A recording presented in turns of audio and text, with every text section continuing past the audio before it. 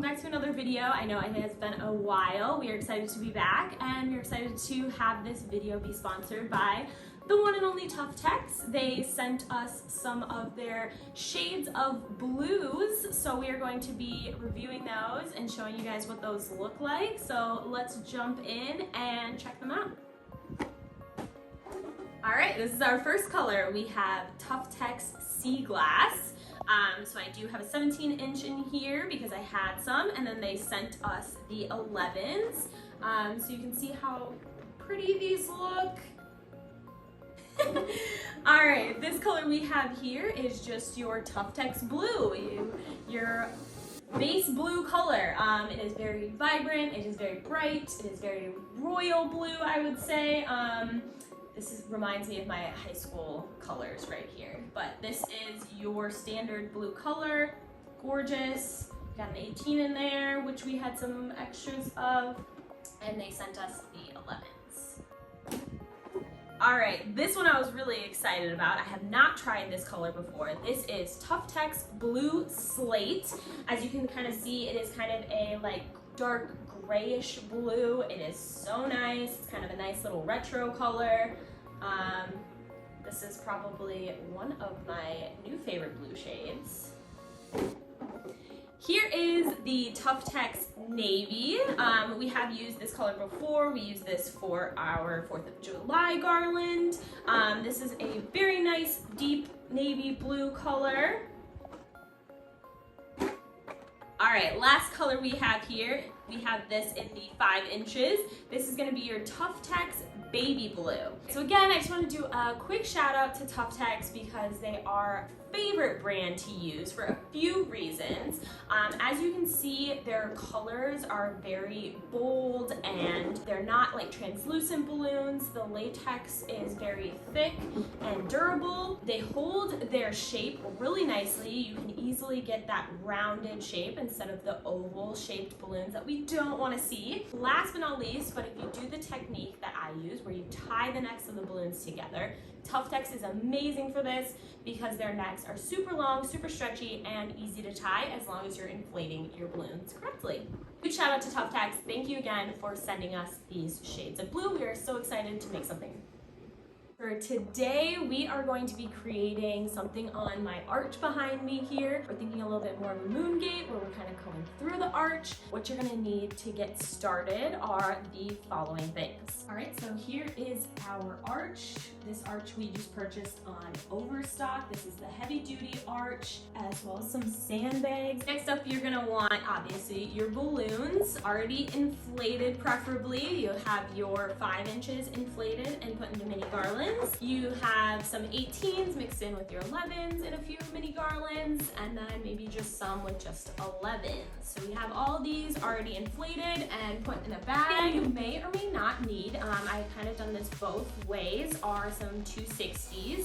So you can either use these to attach your garlands to the arch, or you can go ahead and just simply twist the balloons around the pole of the arch, saving yourself some material and not having to use as many 260s. So I can show you guys both ways of how we do that. How I usually like to start my garland is at the bottom and with a garland that has a big 17-inch balloon in it. That way it's going to take up a little bit more space on the ground and it won't look like your garland is floating as much. So I'm going to show you 2 different ways on how you can attach this mini garland onto your arch. All right, so we have our 260 not tied yet. We're going to go ahead and wrap it around a balloon. We have both ends here, and we're going to wrap the ends around your arch and try and tie it towards the end of the 260. There you go, so it's not pulling too much. Make sure it's nice and tight. Maneuver it and push it down so it's all the way at the bottom. Okay, the next way we can attach these is to twist 2 balloons around the pole. So, grab 2 balloons here, lift them around the pole, and twist them around each other. I would say at least twice. And then go ahead and push your garland down so it's sitting where you want it to sit. After attaching attaching any mini garland, make sure you step back and take a look and rearrange any balloons. Pushing your big 17s more towards the front and just making sure all of your 11s are sitting where you want them. We're just basically going to continue that process, whether you want to use your 260s or twisting the balloons around the pole.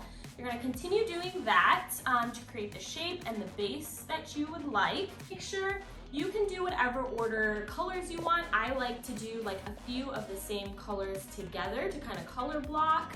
I'll show you guys a little bit about what that looks like.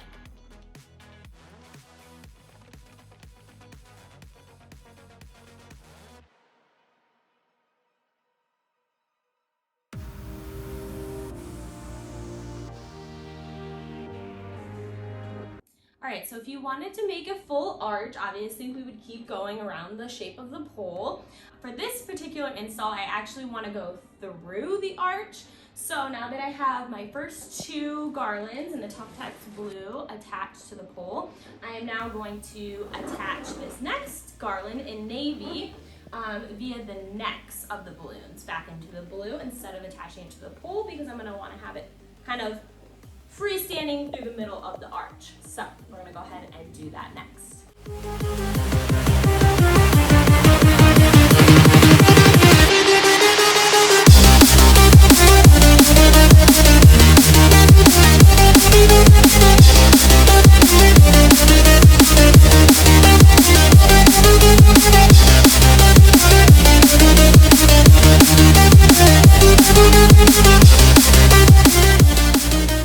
Make sure you're always taking a step back and checking your work and making sure you like how everything's sitting.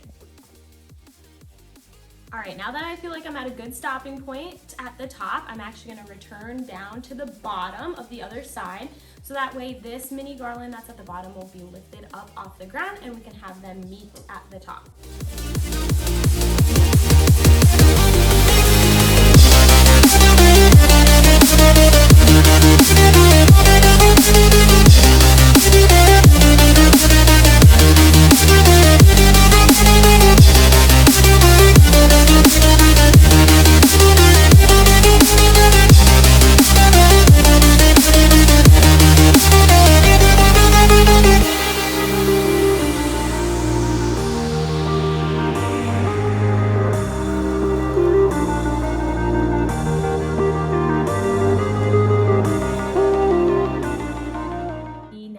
The base, the desired shape that we would like, and we're going to go ahead. We have some extra mini garlands that we are going to use to add some detail, try to like accentuate any curves, add some balloons and some volume to the bottoms, and then we will go on to adding in the minis. So let's do it.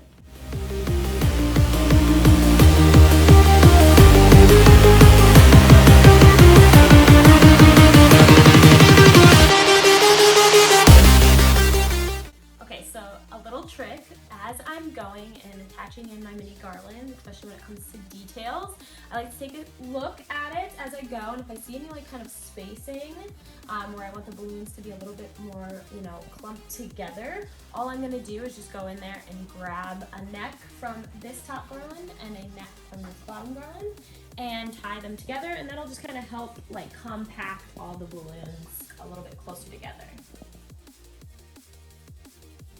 Then you can see there how much tighter these balloons got, like nestling in each other, and then you don't have as much of a gap. All right, when adding in details, I like to play with placement, especially when you're working with something like an arch where you have a little bit more room to work with, like in the front and in the back. You know, when you're working on a wall, obviously it's a little bit harder to get on that back side. So I kind of started with this slate mini garland back here, and I attached it more in the back of my base garland. That way I could kind of make the illusion of it starting in the back, going around, and coming out on that other side. So it almost kind of looks like it's twisting around this sea glass. Last little bit.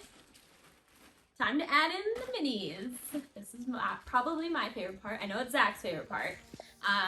So We just have them in little small garlands right now. We may want to make some of them larger as we go. We'll show you guys how we do that. And then we'll show you guys kind of how we decide where we put these.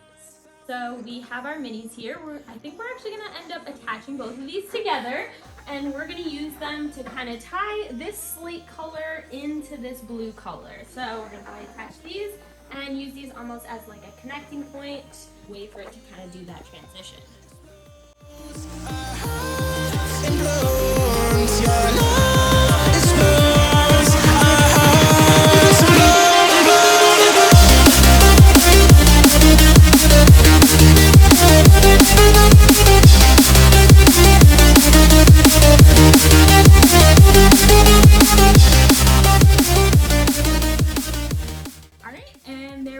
A completed garland. So just to kind of go over the colors again with you so you can see them kind of next to the other colors and being used in the garland. This one here is going to be the Tuftex Sea Glass. Then behind it we have the Tuftex Blue Slate. You can see it in the 11s and the 5 inches. Underneath there we have the Tuftex Navy. And then these 5 inches here are the only colors we had of the Tuftex Baby Blue. And then that is next to your Tuftex Blue. And then back to the sea glass there. I'd love to hear from you guys if you guys want to drop a comment and let us know which of these Tuftex shades of blue you liked the best. I will tell you, I think my personal favorite is going to be the Tuftex Blue Slate. Once again, just wanted to give a huge shout out to Tuftex for sending us these shades of blue. It was so awesome to try these out and use them and see them kind of compared next to each other. So we really hope you guys enjoyed this video, and hopefully it'll help you pick out your next blue from Tuftex for your next order.